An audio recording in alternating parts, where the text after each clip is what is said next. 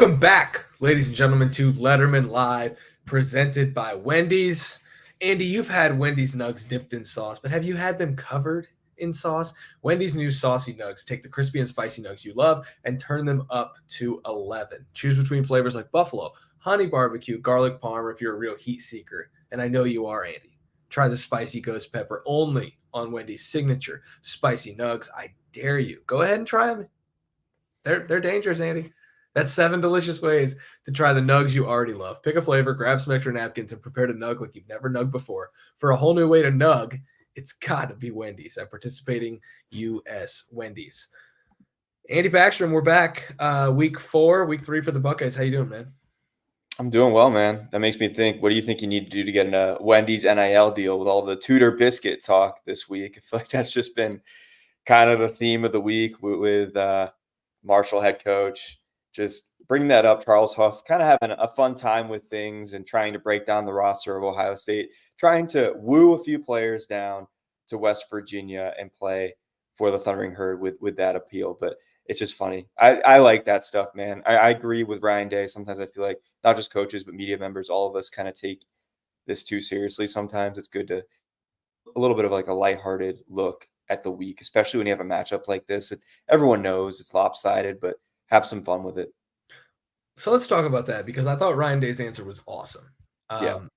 There are plenty of uptight coaches who, quite frankly, just suck, like personality-wise, who would have probably given some canned answer about how, we're not going to get into that talk and we're just playing football this week and the NIL deals will come later.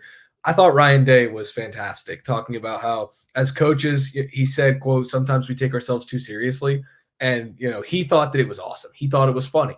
And Charles Huff was not recruiting Ohio State players. He wasn't, truly trying to tell them, like, hey, if you want to come fatten up with some biscuits down here.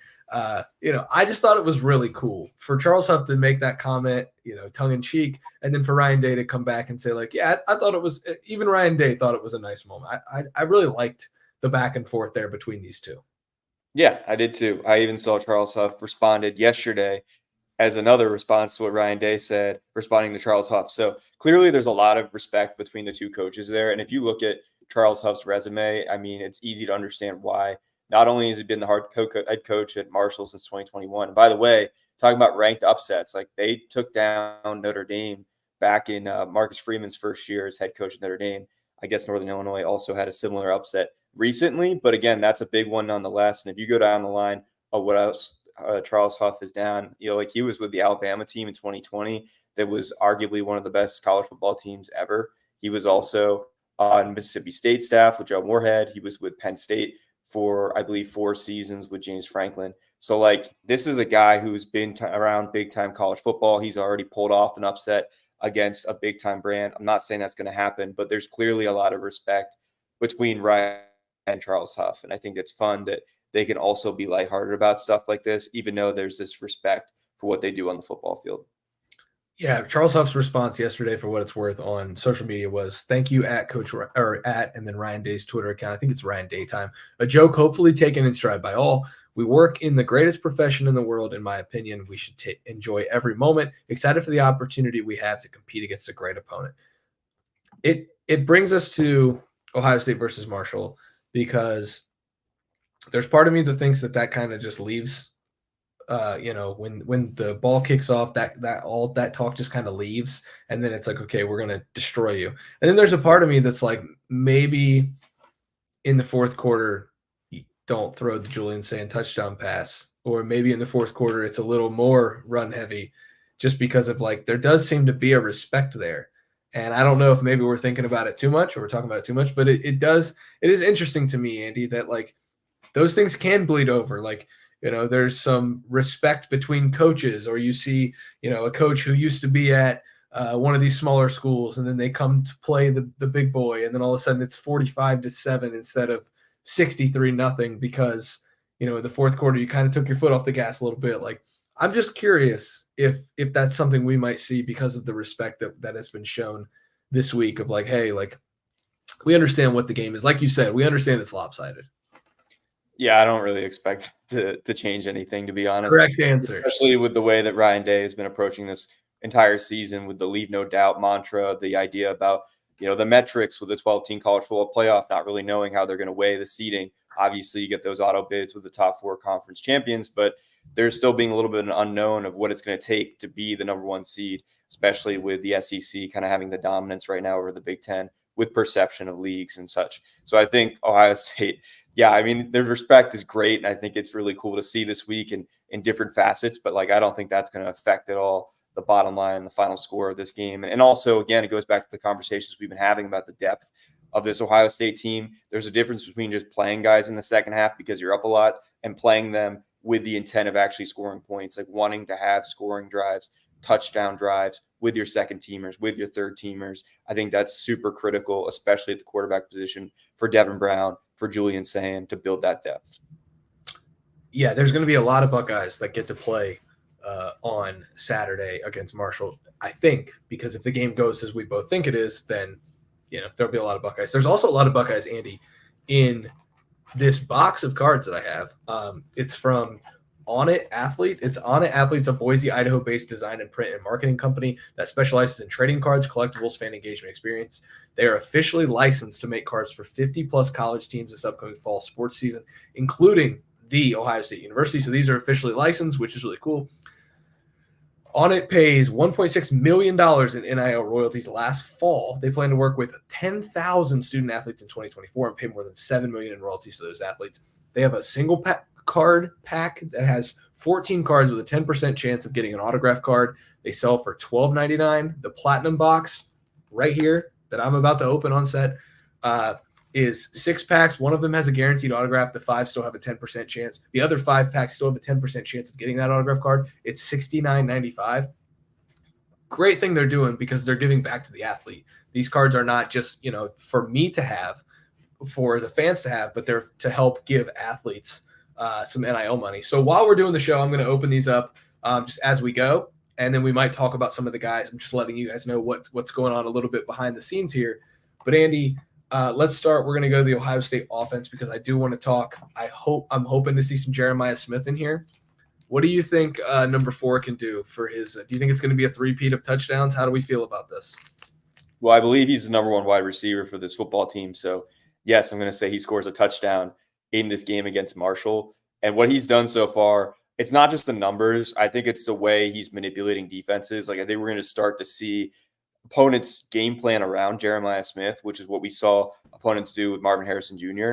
And Jeremiah Smith doesn't need to have 100 yards every game to affect the game. And I think that's something that's going to be really important for Ohio State going forward. He's going to change coverages. And when you have Carnell Tate and you have Emeka Egbuka and Brandon Innocent go down the line, the receivers they do, it's going to help all those other guys. So there's going to be one-on-one opportunities for them as we start to see more, bracket coverage that Jeremiah Smith's inevitably going to get, or just double coverage in general. I think you're going to see other opportunities for guys like Carnell Tate, Emeka Egbuka, et cetera, thrive.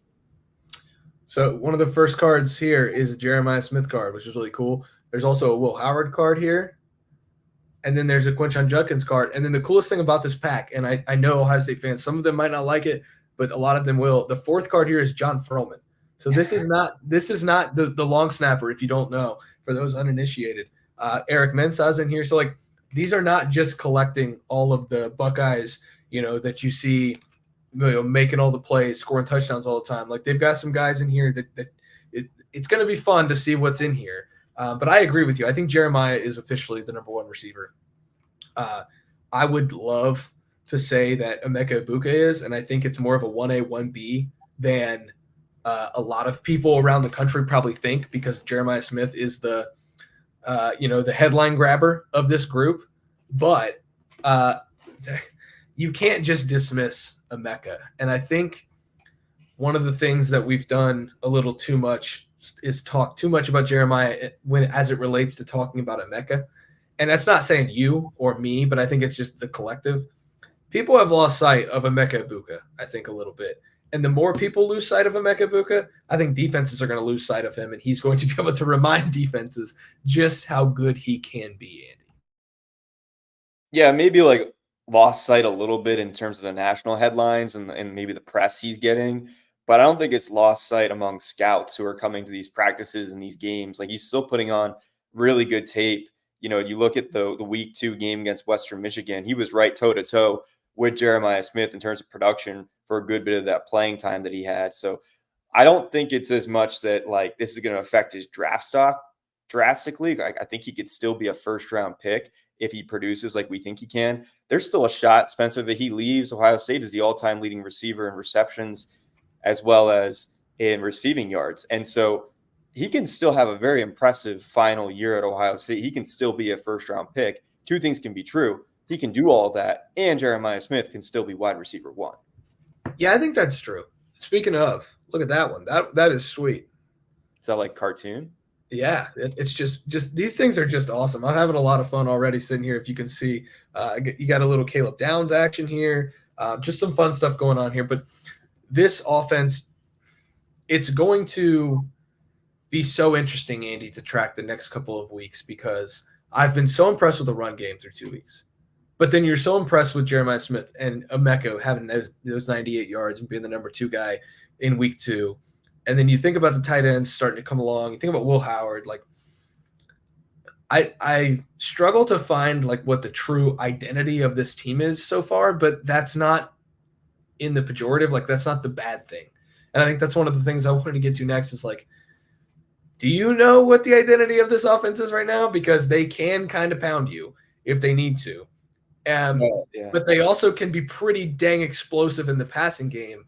And maybe the word explosive is just the word that we're going to use to describe this offense rather than saying like, okay, they're going to be a run first outfit or this unit's going to be, pass heavy and then they're going to hit you in the middle with the run. Like, I think the lack of identity right now is a pretty good thing for this team. Well, there's been a lot of talk in the NFL circle about the 2 high safeties right now. And Mel Kiper Jr. saying it should be outlawed, which was absolutely insane.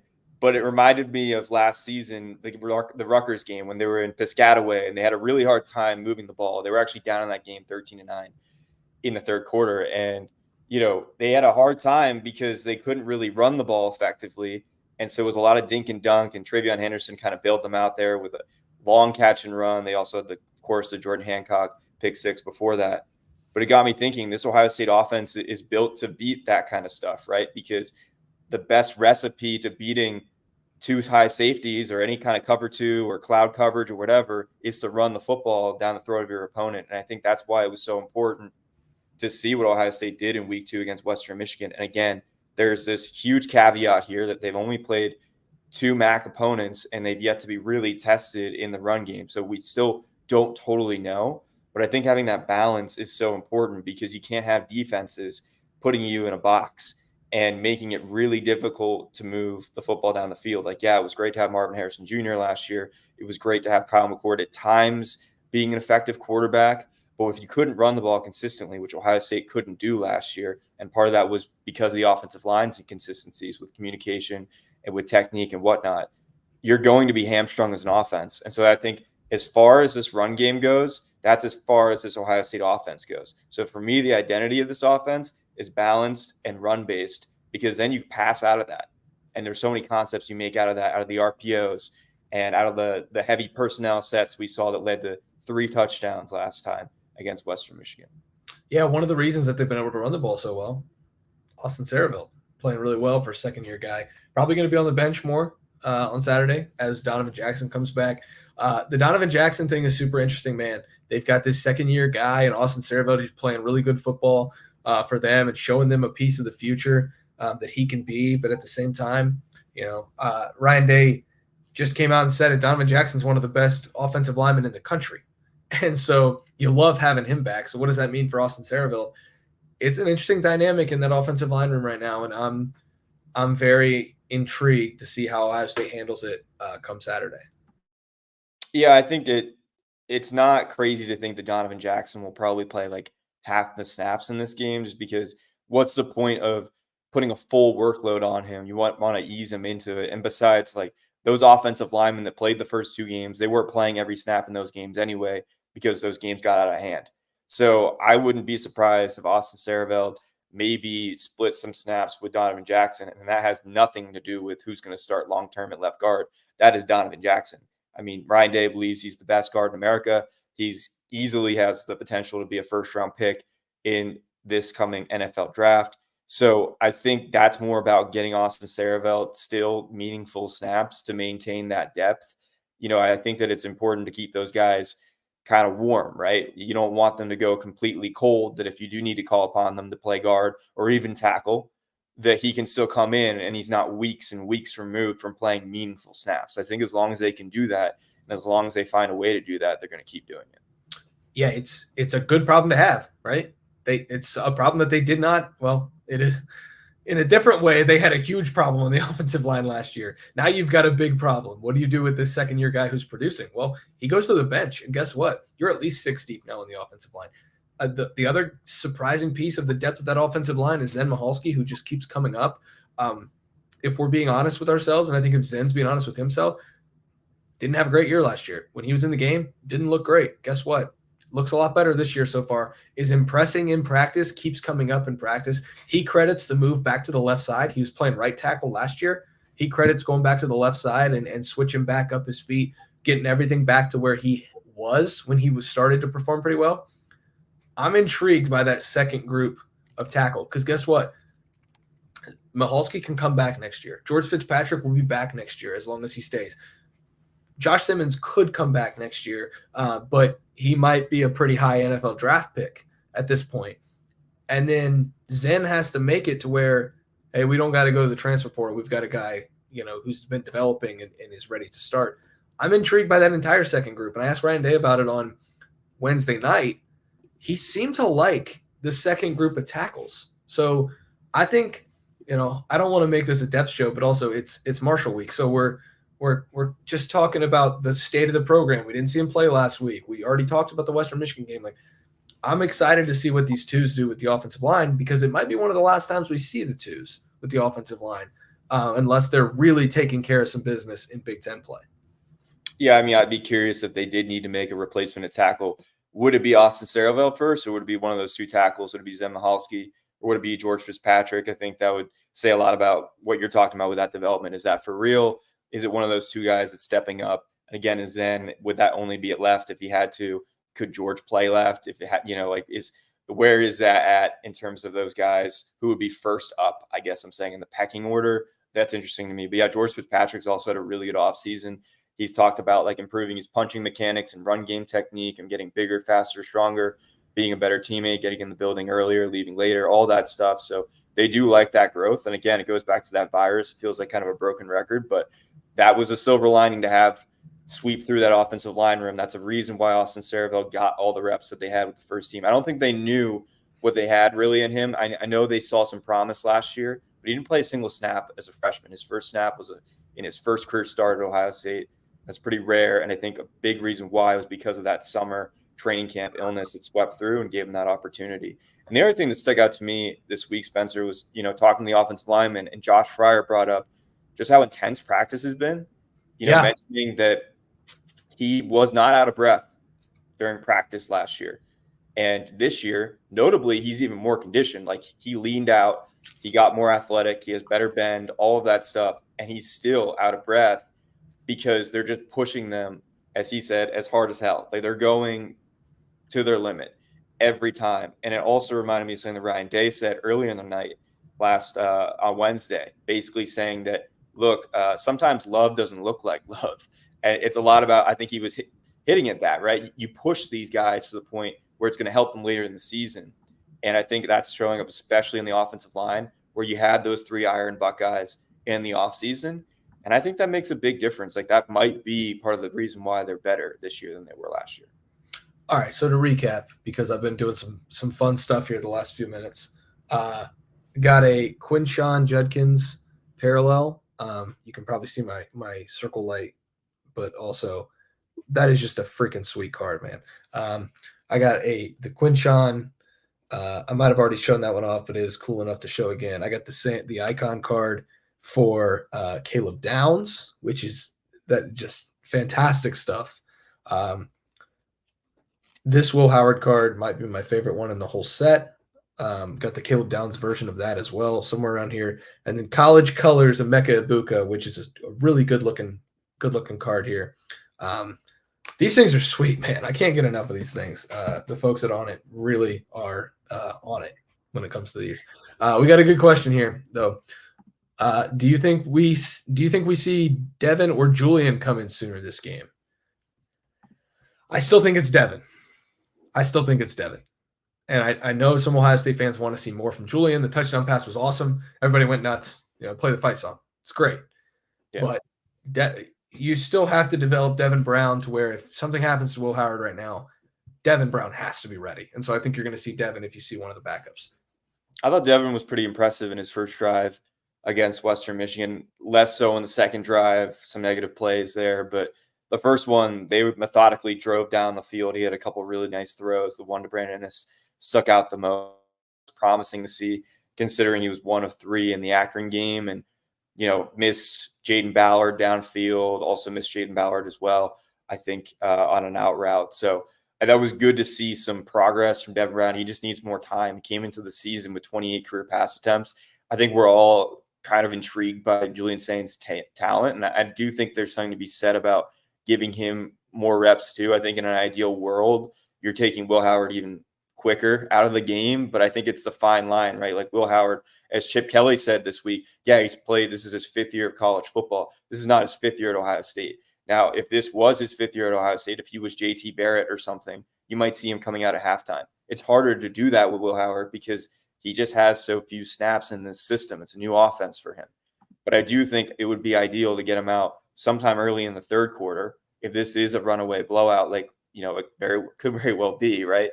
Yeah. Then you get Devin Brown like 2 drives. Maybe you get Julian Saint 2 drives. I think having multiple drives for each of those reserve quarterbacks is really important to see if they can be consistent. Like the big thing on Devin Brown is the consistency issues. Can he have back-to-back touchdown drives? That would be a huge step for him in the right direction. And if he can't, can Julian Saint do that? Yes. If one of those guys does that, you will see jubilation from the Ohio State sidelines. It will be okay. It's really clicking. The consistency is there. What do they keep talking about? At every position with depth, consistency. It's got to be consistent. Devin Brown, they wanted to see consistency from him for 3 years. If he leads back-to-back touchdown drives, you would see, remember a couple of years ago when Lane Kiffin would just throw his play sheet up in the air when they scored a touchdown? You would probably see that from somebody on the Ohio State sideline saying, oh my gosh, it's clicking. He's got it. If Julian Saint did it, it's like, okay, we officially have a special one here, folks. We're on Heisman watch in a couple of years because, if you get that from one of those guys, you can start to talk about, okay, this guy is the future or this guy is the backup. And I think they want to see that consistency so badly. Yeah, like let's say you have 11 possessions or something in the game. You have 7 quarterbacked by Will Howard, and then you have 2 from Devin and 2 from Julian. I mean, like that's not inconceivable, right? Maybe that's something that happens in this game. And so a lot of it's going to be dependent on the game flow. It's easier to talk about in hypotheticals, but it's going to come down to like defensive stops. Like, are they getting off the field on third down? Are there a few takeaways here and there? That's all going to factor into how this game goes. Does Will Howard have a fast start? Like a lot of the dependent on a factor of if Julian Saint and Devin Brown play is if Will Howard has the start he had against Western Michigan. He was 10 of 10 to start. In that game, he was great in the first half, and Ohio State as a whole was great in the first half. But in the first game, they scored 17 first half points, and he had to stay in the game until the fourth quarter. So if they have a slow start again, it's going to be harder for both those quarterbacks to get in. You probably would only see Devin in that situation, unless Julian has just played so well in the improvement week and in the off week that he would, overstep. But that's just hard to see at this point. I feel like you would need more game data for him to make that move. I agree. You need more game data, which means you absolutely have to get out early. Let's talk a couple keys to the game. I wrote 3 keys at lettermenrow.com. If you want those, go get them. We'll try not to step on those toes because I've already kind of written about them. The quick start is the name of the game here. I don't really know what else to say. Is it not? I mean, if you want to accomplish everything else in this game, you have to get off to a quick start. Yeah, absolutely. Quick start for Will Howard, and it branches out from there, right? Chip Kelly said it after the Akron game. Like, if Will Howard is settled in this offense, the entire offense is settled. Will Howard embraced that, and he showed up against Western Michigan and was really good. Still missed a few throws in that first half. Of course, the throw downfield to Jeremiah Smith probably comes to mind first. Also missed the throw to Jelani Thurman. He can't be perfect. No one's expecting him to, but I know he's working on his footwork. He's working on some of those pre-snap reads, some of the post-snap reads. So technically we can evaluate where he's at after that improvement week again, as they call it. And then I guess for me, a key to the game is just really hammering home on the run game. They had 10 plays of 10 or more rush yards against Western Michigan. They had 12 of those plays total in the first 5 games last year. This rushing offense was not very good last year overall. It was even worse in the beginning part of the season. It's been good so far, and it was really great against Western Michigan. Can it be great again? Because there were some times against, opponents last year where it felt like they were starting to gel, and then it would go back, and it felt like they were taking a step back. Like the Purdue game, felt like the rushing offense was pretty effective. But then, you go later in the season, and you're like, well, where is that again? And I know they're trying to have the balance of the gap schemes and the zone schemes, and they seem to be striking that balance pretty well right now. But it still comes down to, are you making those second-level blocks? Are the receivers and tight ends connecting on the perimeter? They did all of that against Western Michigan. Can they do it again? Andy, while you were talking, I got a gift for you. You're going to get these two. Wow, Brendan Stram, walk-on, and David Adolph. Back to back. I feel like it's guaranteed one of them will have a reception this year. Hang on. I also got to show our friends over at the podcast are going to like this one too, because the blackout Jeremiah Smith card is just fantastic. Cool. Yeah, that's one I'm going to have trouble holding on to. By the way, are they, speaking of blackout, are they going to wear black against Iowa? They said they were going to wear the gray jerseys, and then they teased the whole black picture, and I don't know what's going on. I mean, the image was just blacked out.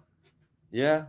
I like black jerseys more than the gray jerseys. But okay, so peek behind the curtain. I did ask around a little bit about alternate uniforms for this year. Just trying to get a feel for, hey, is something coming? Are they going to happen? I'm trying to give the Lettermen Row viewers and listeners and watchers and everything, what they want. And I was told, I don't know. That's above my pay grade. That's in the equipment room. And this was a pretty high level Ohio State staffer who told me it was above his pay grade because it was the equipment room. So it's a very coy operation, Andy. Yeah, we'll see. The grays are fine. They're fine. And they announced that they would be wearing them. But things change. I thought they were cool. They were tough on the press box to see the numbers. I think they're cool. I just think that of Ohio State's colors, I like the gray as an accent. I like it on the pants. I like it, on the helmet, obviously. But as a gray primary for your jersey, I don't know. Yeah, let's keep the questions rolling. We're getting some good ones, man. We'll get the questions rolling here. How many carries would James Peoples get? He deserves to play as well. Absolutely, he deserves to play. Thank you, Ryan, for the question. Thanks for being here and listening and watching, or whatever, however you're taking in Letterman Live presented by Wendy's. James Peoples looks good. Obviously, the 6th carry against Akron was not great when he put the ball on the turf, but he quickly bounced back on it. But again, you can't fumble the football. How many times we talk about Dallin Hayden and hey, every time we brought him up to Ryan Day, it's like, hey, first thing you got to do is take care of the football. Well, we had never seen him fumble. Well, we saw James Peoples fumble. So he gets yanked the rest of the game. Sam Williams-Dixon's in there. He didn't fumble against Western Michigan, had a touchdown again. It might just be in every game he ever plays, he's going to have a touchdown because he's 2 for 2 so far. But I do agree, Andy, I do agree with Ryan that he needs to see more carries, just because we need to know for sure that he's, got the juice and is ready to play a big role for this team if he needs to, because we know better than most people who cover college football that running back depth is important because of what we've seen the last 2 years. He's already getting carries, though. If you look at the stats for the season, look, he's got 16 carries. Quinshon Judkins has 22 carries. TreVeyon Henderson has 18 carries. So he's 2 away from TreVeyon Henderson's total number of carries. And I know there's a difference between just getting carries and getting meaningful carries. These games are getting out of hand, and James Peoples is getting in for the final 3 drives or so. They still are mixing him in a little bit earlier on in the games, and maybe that's what this question is asking towards. Will he get more of that run earlier in games? And I think he should. And it kind of goes back to a question that was asked this week to Chip Kelly about the idea of using like a 22 personnel, like having 2 running back sets. You can only really do that if you trust your third running back, because you're really, risking things. It goes back to what Ryan Day was talking about with the tight ends too. You don't want to make such a huge investment in personnel packages like that if you don't have the depth to do it. And so I think part of building that depth is not only playing James Peoples, but playing him with the meaningful snaps like early in games and stuff like that, and giving the opportunities. Because he carries in the fourth quarter or over the third and fourth quarters, but I want to see him in there early in the game, first quarter, maybe on the same drive with Quinshon and Travion. Use all 3, cycle them all in, because they've said they don't call the game any different regardless of those 3. I think this is one of the mouths to feed things where it's like you want James Peoples to be in there when the game is still, quote unquote, in the balance, but that's a carry that you're not giving to Quinshon Judkins or Travion Henderson. That's a carry that's a play that you're not getting the ball to Jeremiah Smith or Emeka Ibuka or Carnell Tate or Brandon Ennis. That's a play that you're not targeting one of the tight ends who's earned a couple targets. And it's tough, man. It is. It's a good problem to have, but it is tough. And so maybe, instead of a second quarter carry or a first quarter carry for James Peoples, we see a few third quarter carries for him, this week, just to make sure that he's ready for action that's not complete garbage time. Maybe we see one of those second quarter carries just sprinkled in for him. I think it's worth doing that, but I also completely understand why Ohio State may have reservations about that, because that is a carry that you're not giving to Quinshon, and he's going to be out of the game in the third and fourth quarter. So, it's a good problem to have, but it is an issue where okay, we got to make sure this guy's ready in case we need him. But also we don't want to just take a carry away from Travion Henderson, who could take it to the house on any given play. I get it. It's tough. Mason Mag carry? Oh, man. There was a Mason Maggs card in here. I'm going to find it and give it to you. The other two, Andy, I'm gonna wrap up the cards. Been ripping cards for 25 minutes now. This Jack Sawyer card is going in a sleeve. It is fantastic. That was good. Really cool. And then graphic.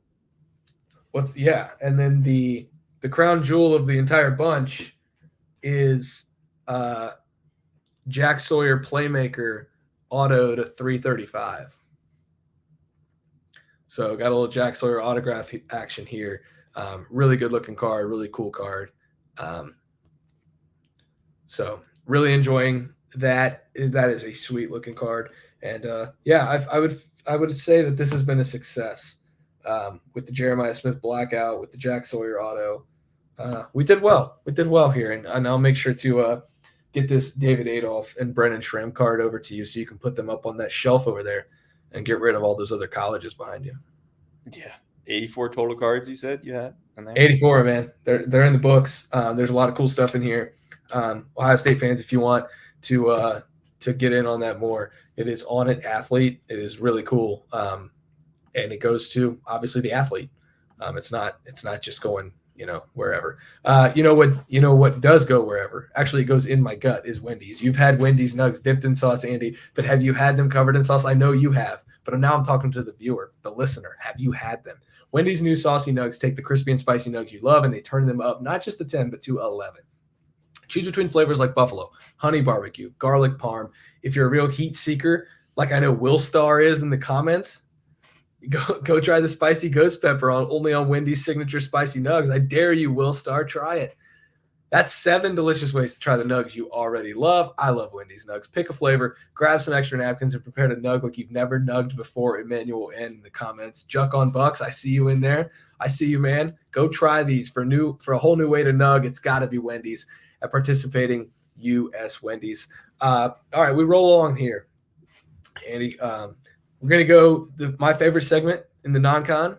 Young guys you're excited to watch because, man, we know what the starters can do. We've seen it at full throttle. That Western Michigan game gave us a great picture of what that first-team offense can do. But I know you got a bunch of young guys, maybe some walk-ons you're excited to see. Who's catching your eye for this week? I still think we need to see more of Malik Hartford and Jalen McClain. Good Like in call. all seriousness, like I think the depth of the safety room, it still needs to be built more. It's something that Jim Knowles talked about earlier this season, late in training camp, wanting to see more from that group. And I think that's just challenging them to be better and better as the weeks go on. We haven't seen a ton of those two, Jalen McLean and Emily Hartford, because Caleb Downs and Lathan Ransom are still trying to get used to playing with each other. They played 96 snaps each, which is the most of any defense player on the team. They're tied for first in that category. I would like to see the second teamers getting more, because not only for this season for depth, but you're probably, like, yeah, you'll have Caleb Downs another year, but you're going to lose Lathan Ransom. Like, you need to build this for next year as well. Even if these guys stay healthy, clear through the rest of the season, you need to keep building that. You don't want a weak spot for the 2025 defense as well. I like that. I think that's a good call. I'm going to stay in the secondary because we're going to draft 2. Just because there's so many, man. There's way too many. I'm excited to watch everybody. If I don't name you, it doesn't mean I don't like you either. So if you're an Ohio State player and you're watching, I do like you. I can't name them all. I'm going Aaron Scott because he should have had a pick 6 the last time they played, and instead he just broke up the pass. And I said something to Denzel Burke about it. I asked him what he thought of, and if they said anything in film, considering he should have had a pick 6, and instead he just broke the pass up. And he started chuckling a little bit, and then he had some good compliments for Aaron Scott. I think everyone is starting to see what made Aaron, a very high 4-star, borderline 5-star guy in the On3 industry rankings. He took his lumps in spring ball, just like Jermaine Matthews did at this time, or in 2023 spring, when we saw Tim Walton kind of really get after Jermaine there in the spring. And then all of a sudden he's out there starting against Penn State because he has to. So like, it's a steady growth. I don't know if Aaron's going to get to that point because they're much deeper than they have been in the past. So Aaron doesn't need to play that much, but I'm very excited to see what he does, because the future of this cornerback room is either Davison Igbinosun and Jermaine Matthews, or if Davison Igbinosun and Denzel Burke both leave, Aaron Scott's got a chance to compete for a starting role with Jermaine Matthews there next year. It will probably be either Jermaine and Aaron, Jermaine and Calvin Simpson-Hunt, or Jermaine and Devin Sanchez, the 5-star freshman, who I believe is going to make an immediate impact at Ohio State, and a lot of people at Ohio State do agree with that. So I'm very intrigued by what I've seen here lately, especially from Aaron Scott. Yeah, it's a good pick. I'm gonna go. I guess we're gonna continue this draft, right? I'll go with Luke. 3. Okay, I'm gonna go with Luke Montgomery, because I think this young group of offensive linemen, like, there's been a lot of heat that Justin Fry has taken, and a lot of it's definitely like warranted on the recruiting trail, some concerns long term of what's going to be.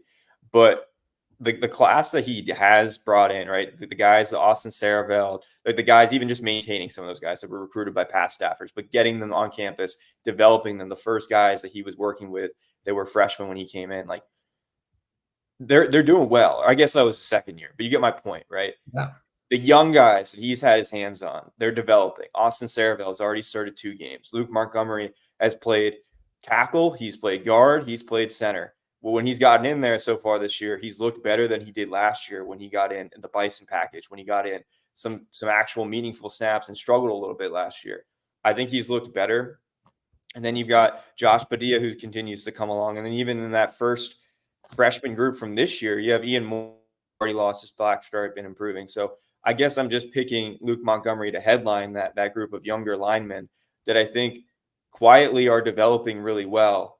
And I think that maybe gets overlooked a little bit when you look at the misses they've had on the recruiting trail. I think there's some in-house development that has been occurring, and I think that can't be overlooked too much. I get both parts of it are part of the equation, but I do think that Luke Montgomery is coming along well, and he's one of those guys I'll be watching this week. Yeah, with Tager Shabola now starting, he's going to be back next year. So think about that. He's now got a couple games of starting experience as well. Austin Saraveld, I just looked it up on the fly as you were talking. 132 career snaps. He's played in 2 games. That's a lot of football that he's banking. Those reps he's banking them, already. Luke Montgomery in his career never started a game, really didn't play much last year as a freshman except for in that Bison role. 75 snaps to his name already. Those are so valuable. So valuable. And if Austin Saraveld can get 20 more reps, he'll be at 150 in his career already. If Luke Montgomery can get 25, he'll be at 100 reps in his career already. I know those aren't crazy numbers, and they're not going to flash the graphic up on CBS next year when Ohio State plays and it shows all the starts that these guys have. Like, it's not going to be that impressive. But I will say, to your point, Justin Fry, and this is one of the reasons why people kind of give me grief on our message board, on the Lettermen Lounge message board. If you're not a member, go be a member today. Come hang out on the Lettermen Lounge message board. Anyway, a lot of people who give me some grief for going to bat for Justin Fry. Well, here's the deal. The recruiting is not where Ohio State probably wants it to be. But guess what? One of the things that is exactly what Ohio State is, you get what you pay for, I guess. You know, I always heard that when you go to a car dealership, like you get the car that you pay for. Ohio State paid for Justin Fry to develop these guys in the offensive line. He's doing it. The development for these guys looks fantastic.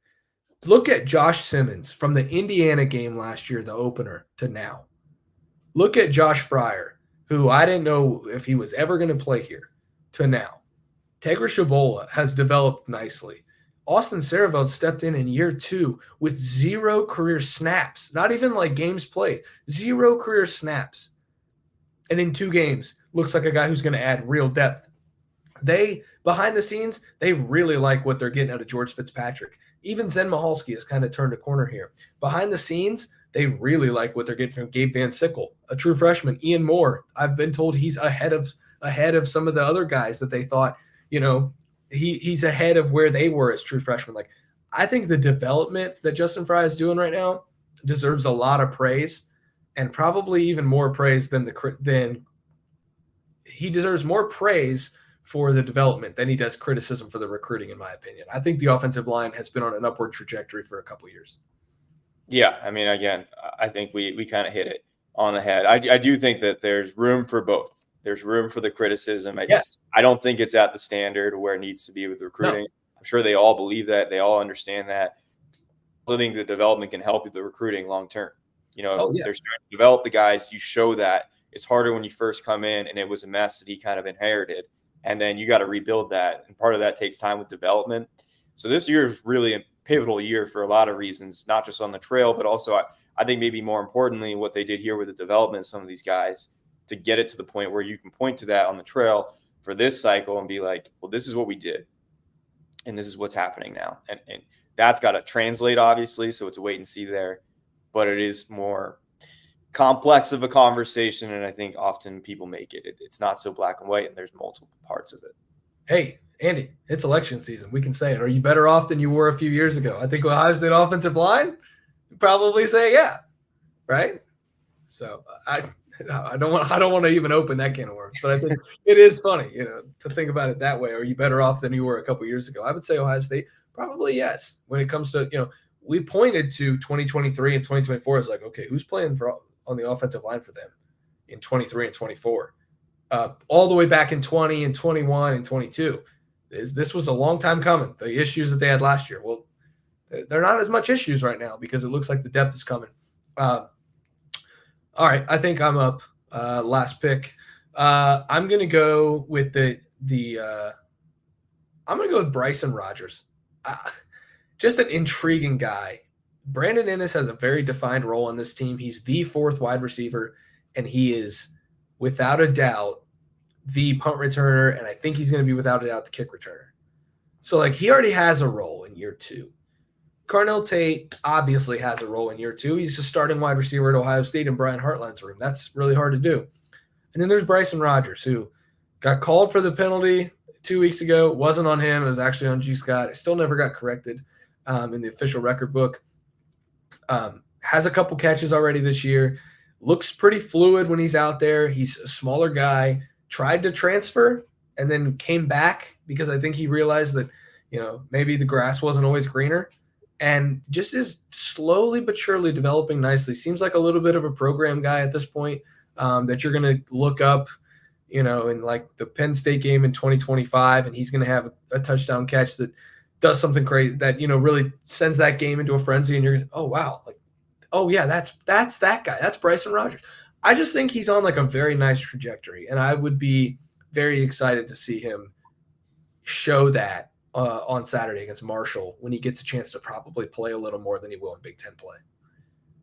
Yeah, he's in this rotation of wide receivers, and I think that's actually, interesting to think about. Like, what is this rotation going to look like when they get to Big Ten play? I think that's actually a really good question for of course, Brian Hartline. But if we don't get to talk to him in the meantime, like for Ryan Day, what do they want the rotation to be at for Big Ten play compared to what we've seen? Because Bryson Rodgers is playing legit snaps the first couple of weeks, and that's not showing up a ton of receptions, but he's fast, man.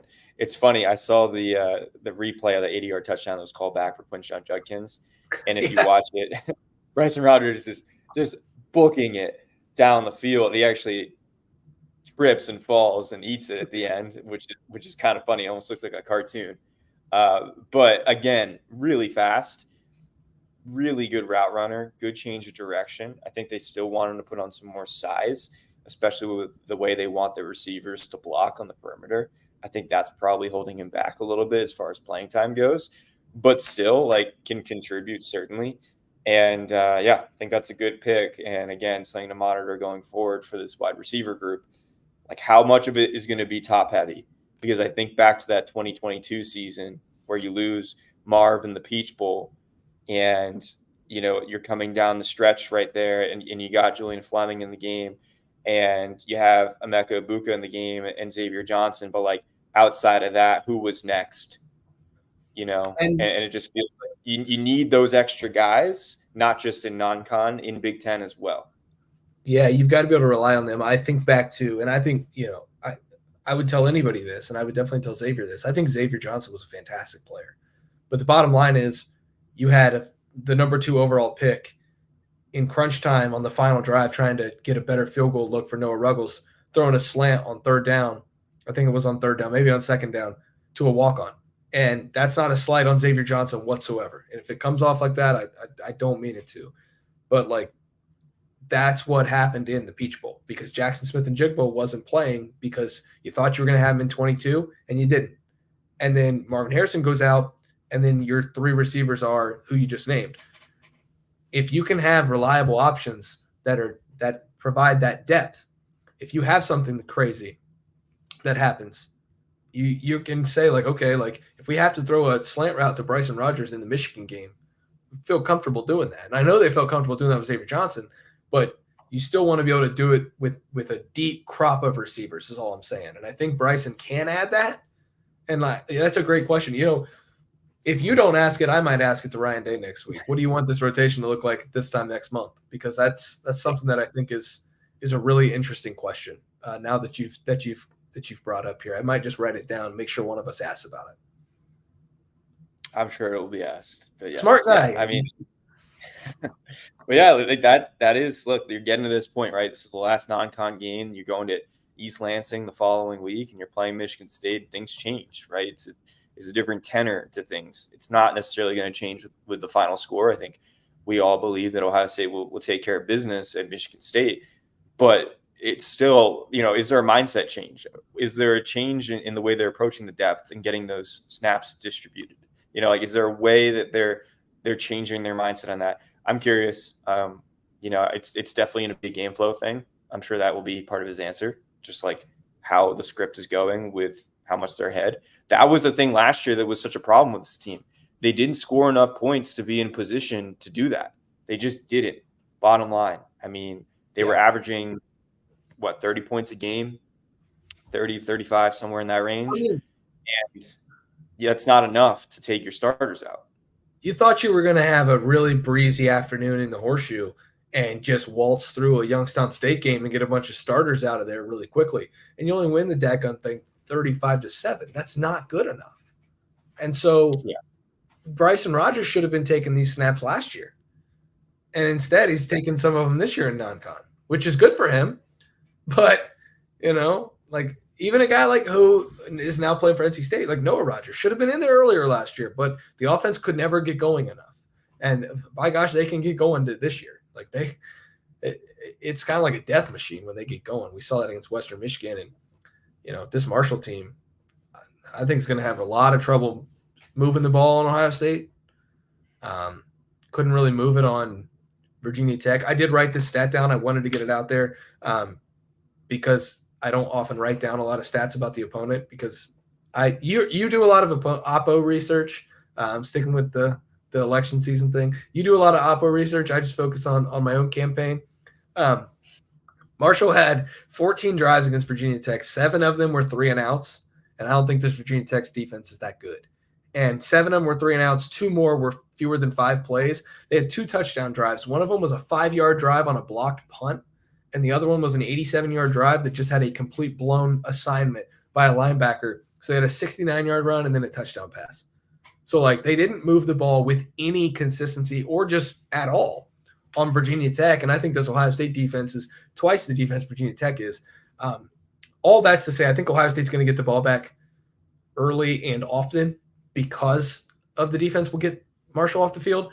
And then that's when you'll see this thing hum, and then the backups can get in, and then you can start to bank those reps for the offensive lineman we just talked about, for the receivers that we're talking about now, for James Peoples and Sam Williams-Dixon and the quarterbacks that need to get in there, and the Bennett Christians and the Max LeBlancs of the world who need those reps at tight end. Like, it all is a trickle down of how they start, which brings us to the very top of the show, which I said, and you agreed with, the fast start is everything.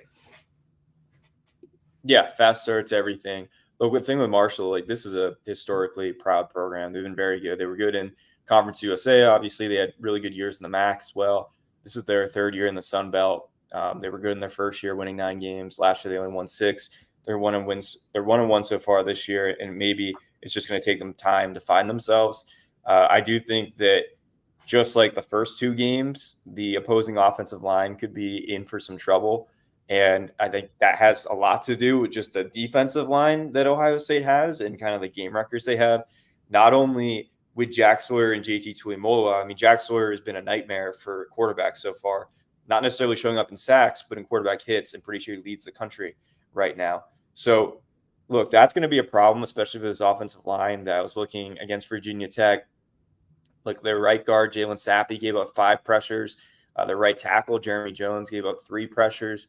That right side of the offensive line could be an issue in this game. And whether it's a Tyleik Williams or a Jack Sawyer or whoever's lined up on that side, I mean, they move those guys around on the defensive line there.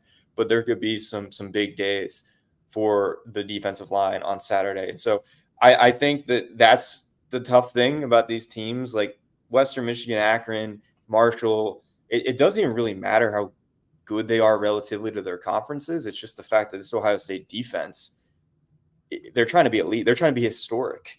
And if they're going to do that, they need to continue to dominate like they have been. And I think they will. The difference is that there are some good players on this Marshall offense. Most of them will go pro in something other than sports, though. And there's 11 NFL guys playing for Ohio State. I'm being serious. If I look at the Ohio State defense, and I was looking at it today, actually, and for the first time, it kind of dawned on me that I truly believe that all 11 of those guys will be drafted. Not in one draft class, but, who is the least likely to be drafted of that entire group? Cody Simon, the guy who's started for multiple years at Ohio State and will end up making a roster? Is it Lathan Ransom, who maybe just because of injury history will slide down draft boards, but is definitely an NFL level player? I don't see a single guy on this defense that's not an NFL guy. So, it's kind of crazy because even those Alabama teams that were just fantastic had that could just put you in a meat grinder for 60 minutes had 1 or 2 guys where it's like, that guy might be UDFA, struggling for a roster spot. I don't see it. I don't see it on this Ohio State defense. I think all 11 of them will be drafted, and I would be stunned if any of them made it to the 7th round. It's crazy. It is crazy. Yeah, we'll see. I mean, I think things change, right? Injuries can play a role. Sure. Some guys end up being UDFAs because it's actually favorable for them. They can pick where they're going to sign, and I mean, we'll see. But you're right. I mean, bottom line is this defense is stacked. It's loaded. I do think it's going to be interesting to see how the defense starts. We've seen not leaks, but like tiny, tiny cracks from the defense in the beginning of games. Akron gets on the board early. You have Western Michigan attempt a field goal and miss it, but that was an opportunity to get on the board early. What does this defense do? I know there was a 3-and-out with the Cody Simon blitz and sack in the first series Western Michigan game. But I'm talking about the second drive where they almost got the field goal. what does this defense do the first like 3 drives? Is it just 3 and out, 3 and out, 3 and out? Is there a takeaway mixed in? Again, we have to be really nitpicky when we talk about the Ohio State defense, but that's one of those things. And when I do look at Marshall, like they can run the ball a little bit. And I know a lot of these stats come from their opener. But again, like AJ Turner right now, their running back, is averaging 15.9 yards per carry. Like he's got an 80-yard touchdown run. He's got 222 rushing yards. Their quarterback, Stone Earl, is a dual threat. He can run the ball. How does Ohio State respond to the dual threat quarterback? They saw one in Tosh Bullock in week 1 against Akron. That's always a test for a defense, regardless of who you're playing. They can stretch a defense and compromise some things. So there are some little tests here and there. And again, super nitpicky, like super small details of like how they'll respond to those things. But you're right. Like overall, this is a really talented defense. And that's why we should be so nitpicky. Like they deserve that kind of recognition, but also that kind of constructive like criticism, because they're trying to be historically good, not just really good. Yeah, Ohio State number 1 against the pass last year on defense, but they were 26th against the run. And I think Turner's a pretty good player. I think he's a good back. So, you're going to have to play some pretty good defense. Andy, before we get out of here, we've got 5 minutes left. I don't know if you're going to watch Patriots Jets. I don't care. I'm going to be locked on South Al versus App State here in 5 minutes. I'm excited for that one. South Alabama and App State. South Al's going through a little transition. I'm going to watch App State because I think they're better than what they showed against Clemson a couple weeks ago. Are you watching Patriots Jets? Who do you got? Yeah, I'm probably going to watch the NFL game. I'm still kind of out on the Jets, like until I see it from Aaron Rodgers. I'm a little bit like until I see like vintage Aaron Rodgers, I'm a little out on the Jets, but I'll take them tonight, mainly because I have Garrett Wilson on my fantasy team. I want to win a game, 0-2. So give me a game. There you go. I think I believe in you, Andy. Let's run through some ranked matchups real quick. Illinois at Nebraska Friday night. Who you got? I love this matchup. I think it actually plays a big role in the Big Ten race with like the fringe teams, because we kind of expected Nebraska to be here. I don't know if we expected Illinois to be ranked at this point in the season. I'm going Nebraska. It's in Lincoln. It's at Memorial Stadium. It's under the lights. It's going to be an intense atmosphere. I really like the Nebraska defense, and Dylan Raiola is doing a good job keeping the ball out of harm's way. So I'm going Nebraska. I'll go Nebraska very close. I think this game is razor's edge close. I think it's going to be awesome. USC in Ann Arbor. Going USC. Like I think if you asked me before the season, I would say Michigan, and I wouldn't really bat an eye. The Michigan offense could be fascinating. I'm really interested to see what this offense looks like. Are they going to run it like 70 times?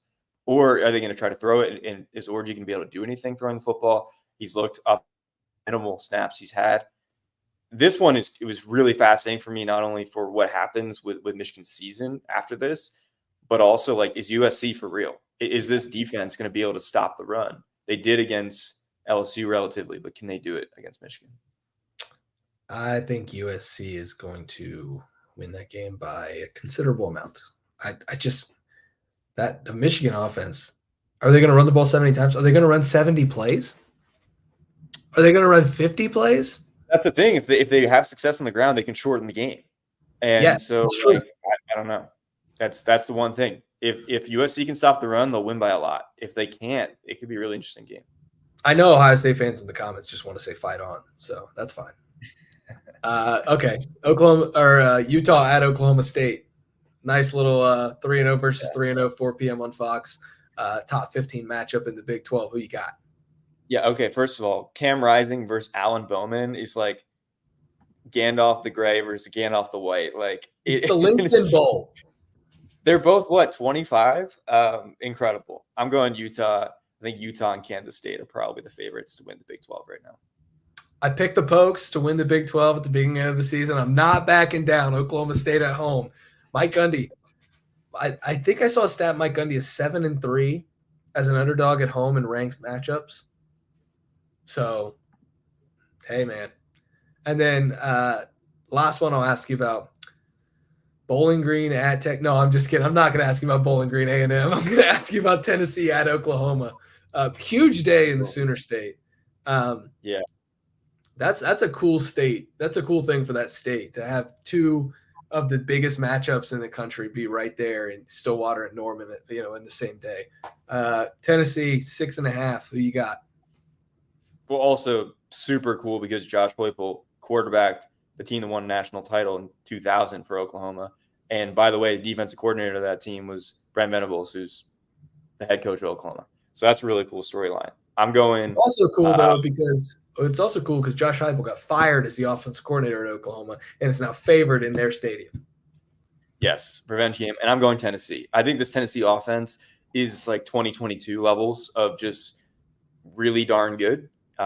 They've scored 69 points in a game, 71 points in a game. They've gone well over 50 in every game so far this year. I don't think they're going to score that much against Oklahoma. Oklahoma's defense is actually getting better, but their offense is not very good so far. So I'm going Tennessee. Yeah, Oklahoma has made things difficult on themselves. I will go Tennessee as well, but I think it's lower scoring than people might think. I see it at like 31-20, 31-16, something like that. I just think that they're probably a little too much. And then Ohio State Marshall. The people are in for a surprise when they hear your bold prediction on Friday morning. That's going to be fun because it's a bold prediction that normally I bust out, but Andy had to get in on the action for Friday morning. Go to lettermenrow.com, get your membership, see the bold predictions on Friday morning on the website. That's where the coverage resides. Make sure to like the video below, subscribe to the Lettermen Row YouTube channel, but more importantly, come be a member at lettermenrow.com. We're having a lot of fun over there. We cover this team the best we can with some unique angles.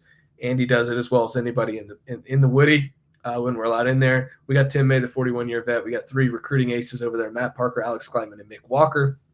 They've been all over this week in recruiting. It's been really cool to watch. And then there's just me, Spencer Holbrook. Thanks for watching. Thanks for listening. We'll see you guys back here next Thursday at 6:30 for another Lettermen Live presented by Wendy's. And then we'll see you over in the Horseshoe on Saturday at noon for Ohio State and Marshall.